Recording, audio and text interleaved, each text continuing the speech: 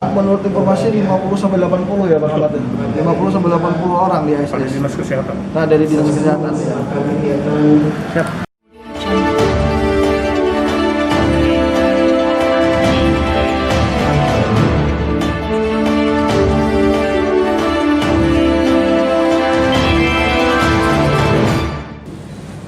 Dalam Undang-Undang Nomor 36 Tahun 2009 tentang Kesehatan pasal 17 menyatakan bahwa pemerintah bertanggung jawab atas ketersediaan akses terhadap informasi, edukasi, dan fasilitas pelayanan kesehatan untuk meningkatkan dan memelihara derajat kesehatan yang setinggi-tingginya.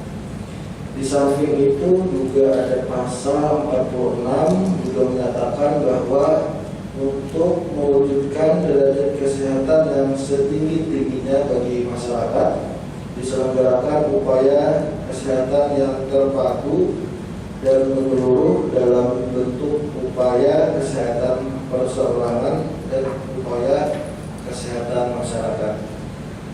Berdasarkan dari isi undang-undang tersebut, pemerintah bertanggung jawab atas penyediaan fasilitas dan penyelenggaraan upaya kesehatan yang komprehensif terhadap penanggulangan HIV dan AIDS melalui upaya kesehatan promotif, preventif, kuratif, dan rehabilitatif. Untuk memenuhi fasilitas dalam rangka penyelenggaraan penanggulangan HIV dan AIDS tersebut diperlukan upaya-upaya yang menyeluruh yang melibatkan sektor pemerintahan, dunia usaha, swasta, dan masyarakat, dan organisasi-organisasi yang lainnya. Hadirin undangan, publik yang hormati, yang berbahagia, penyelenggaraan uji publik ini selaras dengan implementasi salah satu fungsi DPRD, yaitu fungsi legislasi pembentukan perda tentang pencegahan dan penanggulangan penanggulangan HIV dan AIDS ini merupakan salah satu perda termasuk dalam program pembentukan perundang-undangan tahun 2021. Nah, jadi program ini adalah inisiatif dari DPRD yang dituangkan dalam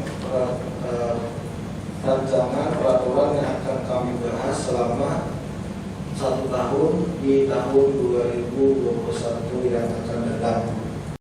Nah, ini juga narasumbernya adalah dari Ketua Bapak Partai langsung yang hadir pada hari ini oleh Pak Ahmad Heriadi. Beliau juga Komisi 1. Oleh karena itu, mari kita bersama-sama nantinya mendengari pemaparan tentang rancangan perda pencegahan dan penanggulangan HIV dan AIDS dengan narasumber dari Lembaga Penelitian dan Pengabdian Masyarakat Universitas Lambung Mangkurat, yaitu Bapak Saudara Ahmad Fikri Hadin, SHLLM. Pertama-tama kami mendengar, mendengar sekaligus informasi yang kami dapatkan dari dinas terkait dan beberapa orang fakta di lapangan waktu itu yang meninggal dunia. Ternyata di Hulu Sungai Selatan ini ada beberapa orang penderita AIDS, AIDS. Walaupun nama, alamat sesuai dengan undang kesehatan itu dirahasiakan. Dari informasi yang kami dapatkan itulah kami mencoba menggali suatu inisiatif bagaimana perihal seperti ini di Hulu Sungai Selatan tidak tertular atau tidak berkembang persoalan HIV.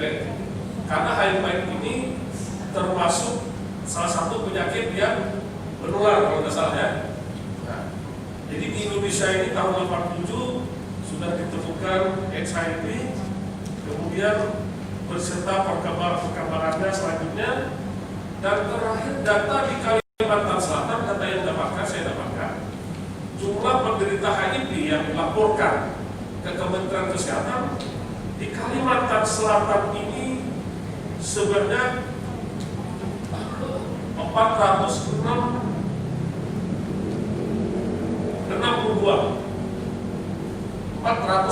orang dengan jumlah kematian 123. Jadi kita 30%. Saya minta kejujuran, ya, jangan ditutupi dan jangan kita malu. Kita betul Pak, Hulu Sungai Selatan ini mungkin nanti ini jadi tertawan orang tuh kenapa Hulu Sungai Selatan ada PPKS seolah-olah kita ada apa? Ada lokalisasi nggak sih? Jawabnya tidak itu. Kita melindungi masyarakat kita. Walaupun di Hulu Sungai Selatan ini tidak ada lokalisasi, tapi nyatanya, faktanya ada beberapa orang yang meninggal karena AIDS. Malah yang lebih miris saya pribadi, saya dapatkan informasi data, ada PNS yang meninggal dunia. Nah, berdasarkan data-data informasi yang kami dapatkan, karena ini sangat tertutup, makanya saya minta dari dinas, dari rumah sakit, tolong Pak Arif juga dihadirkan. Dr. Arif, spesialis kulit dan kelamin, beliau itu yang menangani juga penderita AIDS di Hulu Sungai Selatan. Biar kita tahu semua, ya. Dan sekedar diketahui, Hulu Sungai Selatan kita sudah ada membentuk komisi AIDS sesuai dengan Undang-Undang Kesehatan. Permenkes kata bahwa tiap-tiap daerah harus ada komisi AIDS itu. Ada tidak ada daerah itu, karena ini penyakit menular, suka tidak suka, maka daerah itu harus membentuk satgas seperti itu. Dan Hulu Sungai Selatan sudah membentuk, sudah ada kepenelitian, sudah ada kepengurusan. Jadi kami di DPR ini merasa prihatin. Nah, kok kenapa nanti kok DPR inisiatif ini? Kita memang tidak banyak membludak dulu. Data yang saya dapatkan informasi tidak kurang daripada 60 sampai 80 orang Pak. Hulu Sungai Selatan data yang masuk itu menderita HIV. Jadi kalau Kalimantan Selatan hampir 500, Hulu Sungai Selatan dapat 80 ini. Nah 80 ini kalau kita biarkan satu orang saja menular, bagaimana istrinya, bagaimana anaknya, bagaimana orang tuanya. Malah data yang informasi yang saya dapatkan di Mornapnya, di Dahab, saya tidak sebutkan dahanya, ya, di Mornap saya ini pastual. Di Dahab itu abahnya kena, bininya kena, umahnya kena, anaknya kena, yang bayi dalam kandungan kena, ya, malah mertua. Nah ini mungkin kalau saya salah, saya minta maaf, ya. Dari dinas kesehatan ada yang lebih mungkin dari puskesmas. Kalau mau jujur, ya codingnya apa itu? Saya lupa itu codingnya Sandi itu ada. Kode kesehatan. Jadi kalau orang itu berubah di puskesmas itu ada sandinya. Dari kartu itu dia tahu codingnya kan, supaya perawat tenaga paramedis ini hati-hati. Malah di rumah sakit begitu orang penderita itu nggak tahu dia tertularkan apa tidak. Begitu kecelakaan dijahit jarum, dia kan pakai jarum, tapi begitu dia kena, akhirnya jarumnya tertusuk ke perawat itu. Akhirnya perawat isolasi dia berobat ke Arsari Saleh kalau nggak salah. Bayangkan itu. Nah jadi kita jangan anggap main-main. Kenapa kami sekarang letakkan dasar Kalau nanti di satu ini bagaikan bola salju, lama-lama akan besar kalau kita biarkan. Nah, jadi pada kesempatan ini, kenapa kami DPRD Hulu Sungai Selatan menginisiasi, ya, inisiasi ini mohon maaf Pak Dinia. Nah, kita tidak perlu malu ya Pak Dinia, karena ini untuk kebaikan umat, Pak. Ya, tidak perlu malu. Kenapa kami menginisiasi? Karena data Papua di lapangan kami dapatkan. Walaupun kami minta nama, baik tim baik adres, kalau Pak kami saja yang tahu, ya kan? Nah ini, ya kita nggak bisa kan? Karena kita model seperti COVID juga. Sosial proses nama ini pertulan COVID kan dirahasiakan ya. Nah itu juga gitu. Untuk kesehatannya kan demikian. Nah demikian juga HIV/AIDS ini Sulawesi Selatan.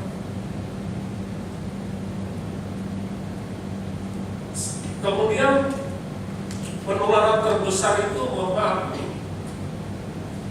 saya melihat, saya buku literatur juga saya kan, adanya seks bebas, ya kan, penggunaan jarum suntik, kemudian homoseksual. Dan kita lihat, tapi mohon maaf kami tidak setuju ya, kita melihat salon-salon kecantikan bapak-bapak yang dari saudara kita yang sangat kimpir ini banyak berkembang suasana. Dan ada beberapa orang kalau mau jujur yang menikah dari mereka itu ternyata Pak Didi, Pak Arif yang lebih tahu. Saya komunikasi dengan Pak Arif, Pak. Sering komunikasi. Karena beliau salah satu orang yang peduli terhadap air di Sulawesi Selatan. Kebetulan dokter spesialis beliau. Makanya saya minta kehadiran Pak Arif, tapi kalau perlu Pak Arif kita jadikan narasumber, ya, nggak apa-apa, supaya kita terbuka terang benderang, ya kan? Kita tidak perlu malu.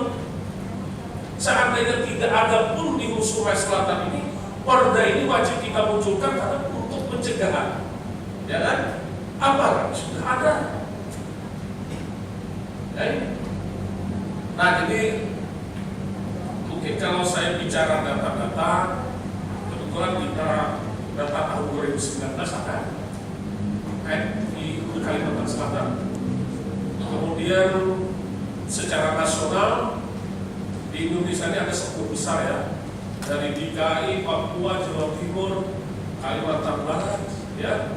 Ternyata di luar Jawa, saya informasikan, data yang saya dapatkan, Kalimantan Selatan termasuk 10 besar penderita AIDS di Indonesia di luar Pulau Jawa. Nah, jadi kita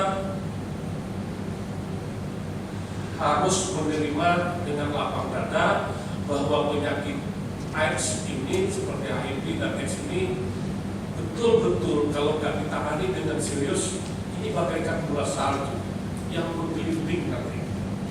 Jadi kepada para saudara dan adik kita, generasi muda, tolong nanti ini kita sosialisasikan, informasikan. Dan insya Allah kalau draft perda ini nanti kita sepakat sudah bersama, ada masukan dan sebagai saran, kami akan turun lagi ke lapangan. Kita akan turun lagi ke lapangan mensosialisasikan tentang bahaya daripada HIV dan AIDS ini. Bekerja sama nanti dengan dinas kesehatan, kemudian dengan stakeholder yang lain. Nah ini sedikit dulu Pak informasi yang kami dapatkan tentang kenapa sebab DPRD membuat inisiasi, ya, perda ini ada. Dan kalau tidak salah di Kalimantan Selatan, kalau tidak salah baru Sulawesi Selatan. Cuman dari informasi kawan-kawan yang aktif di lembaga UN, khususnya ada teman kami yang aktif menjadi konsultan AIDS di United Nations PBB, itu menginformasikan di Kalimantan Selatan juga sangat besar angka penderita AIDS-nya. Yang sering terjadi itu adalah orang yang tidak sadar mereka mengidap virus HIV/AIDS ini. Jadi sebelum-sebelumnya ada gejala-gejala, terus mereka tidak mengerti dan sebagainya, lalu coba untuk dijelaskan, diterangkan secara pendekatan kesehatan masyarakat. Untuk anatomi raperda sendiri, Bapak dan Ibu semua, untuk babnya itu terdiri dari 11 bab. Yang pertama itu tentu ketentuan umum, yang kedua asas dan tujuan, yang bab ketiga mengenai pencegahan dan penanggulangan, bab keempat mengenai komisi penanggulangan AIDS, bab 5 mengenai peran serta masyarakat, bab ke-6 mengenai pembiayaan, bab ke-7 mengenai pembinaan koordinasi dan pengawasan, bab ke-8 mengenai sanksi administratif, bab ke-9 karena ini ada ketentuan larangan maka ada ketentuan penyidikan, bab ke-10 mengenai ketentuan pidana, bab ke-11 mengenai ketentuan penuntut. Nah, inilah anatomi raperda yang mungkin menjadi isi dari materi muatan perda tentang pencegahan dan penanggulangan HIV/AIDS di Kabupaten Hulu Sungai Selatan. Untuk spesifik dasar yuridisnya tentang ini bisa dikaitkan atau apa dasar spesifik mengapa urusan ini HIV/AIDS ini sebuah kabupaten atau kota itu bisa mengatur dengan sebuah perda. Di dalam Undang-Undang Pemda sendiri untuk kabupaten kota, urusan wajib yang menjadi kewenangan pemerintah daerah kabupaten kota merupakan urusan yang berskala kabupaten kota yang meliputi salah satunya adalah penanganan bidang kesehatan. Nah, jadi kalau kita bicara tentang HIV/AIDS, tentu ini adalah penanganan bidang kesehatan yang merupakan urusan wajib yang ada di dalam pemerintahan daerah kabupaten kota. Jadi ini dasar hukum yang sangat kuat di dalam Undang-Undang Pemda, Undang-Undang 23 tahun 2014 di bidang kesehatan ini menjadi dasar normatif yang utama untuk kiranya menjadi pijakan utama. Nah, sementara juga di PP tentang berbagai urusan pusat dan daerah, pemerintah daerah kabupaten kota mengatur dan mengurus urusan wajib meliputi salah satunya adalah kesehatan. Nah, jadi ini dasar yuridis secara mutlak tentang bagaimana kabupaten, khususnya Kabupaten Hulu Sungai Selatan, bisa mengatur urusan tentang penanggulangan dan pencegahan HIV/AIDS. Konklusinya, pemerintah Kabupaten Hulu Sungai Selatan memiliki kewenangan untuk mengatur lebih lanjut dengan perda dengan semangat otonomi daerah yang merupakan urusan pemerintah Kabupaten Hulu Sungai Selatan. Nah, jadi sekali lagi Bapak Ibu semua, dalam pembentukan sebuah peraturan daerah itu bisa dibuka dalam Permendagri tentang pembentukan produk hukum daerah. Ada 2 produk hukum daerah itu. Yang pertama itu adalah peraturan daerah, yang kedua itu adalah peraturan kepala daerah. Untuk kiranya pembentukan sebuah peraturan daerah itu adalah yang pertama bersifat delegasi Panweb Keping atau delegasi dari aturan yang lebih tinggi. Yang kedua adalah menjalankan otonomi daerah seluas-luasnya. Salah satu yang menjadi pijakan tentu adalah Undang-Undang Pemda sendiri yang mengatakan otonomi daerah salah satu di bidang urusan di kesehatan. Nah, jadi secara detail, secara konkret di dalam peraturan daerah ini sudah secara kewenangan itu dimiliki oleh pemerintah daerah kabupaten kota untuk mengatur sebuah aturan di dalam bentuk perda. Bismillahirrahmanirrahim. Assalamualaikum warahmatullahi wabarakatuh. Alhamdulillah hari ini saya sudah membuka acara uji publik untuk ranperda tentang pencegahan HIV dan AIDS ya. Jadi mudah-mudahan hari ini berjalan lancar. Hadir juga bermacam-macam organisasi juga ada, terus elemen masyarakat, terus ada masing-masing dinas juga ada perwakilan masing-masing dinas, dan nanti mungkin sampai siang lanjut acara. Dan ini juga nanti narasumbernya juga dari Ketua Bapemperda Pak Rahmat Riyadi, kemudian ada dari Unlam tadi narasumbernya Pak Ahmad Fikri. Manfaatnya otomatis ini kan untuk kita dalam hal merancang untuk rancangan perda nanti. Jadi bagaimana untuk masukan-masukannya kan dari masyarakat, terus seperti apa nanti perdanya, gitu seperti itu. Mudah-mudahan ini bisa lebih bagus lagi dengan adanya uji publik ini kan perda ini lebih maksimal lagi, lebih bagus lagi, sempurna lah ya. Sudah ada banyak juga gitu, ternyata ada beberapa yang sudah meninggal ya kan, bahkan meninggal. Jadi ini prihatin dan mudah-mudahan dengan perda ini kita bisa mengurangi jumlah HIV yang ada dan mudah-mudahan nanti bisa hilang gitu di Sungai Selatan. Menurut informasi 50-80 ya Pak Ahmad, 50-80 orang di ASDS. Dari Dinas Kesehatan. Nah, dari Dinas Kesehatan. Ya, praktiknya adalah dalam rangka penyempurnaan raperda karena syarat daripada perundang-undangan bahwa undang-undang itu harus ada uji publik kepada masyarakat. Jadi melibatkan stakeholder seluruh pemangku kepentingan, terutama yang ada di Sungai Selatan. Kemudian perda ini dibuat kenapa? Ini inisiatif DPR karena wujud keprihatinan DPR itu. Terutama kebetulan kami Komisi 1 yang membidangi bidang kesehatan, kita merasa miris Pak. Kita mendengar penjelasan dari Dinas Kesehatan terkait bahwa di Sungai Selatan ternyata ada beberapa orang yang sudah meninggal tertular lagi karena undang-undang protokol kesehatan bahwa ini by artis itu dirahasiakan. Sama dengan COVID juga, ketentuannya itu dirahasiakan. Tapi ada, dan kodenya ada. Malah kita masa miris nih, ada PNS yang meninggal. Nah, jadi Hulu Sungai Selatan ini kan tidak ada tempat lokalisasi, tapi karena kita di transit, ya, yang dikeluarkan lewat daerah lain ke kita. Nah, yang terbanyak untuk Hulu Sungai Selatan data yang kami terima kecamatan Didahan, yang ada di Dahan Negara.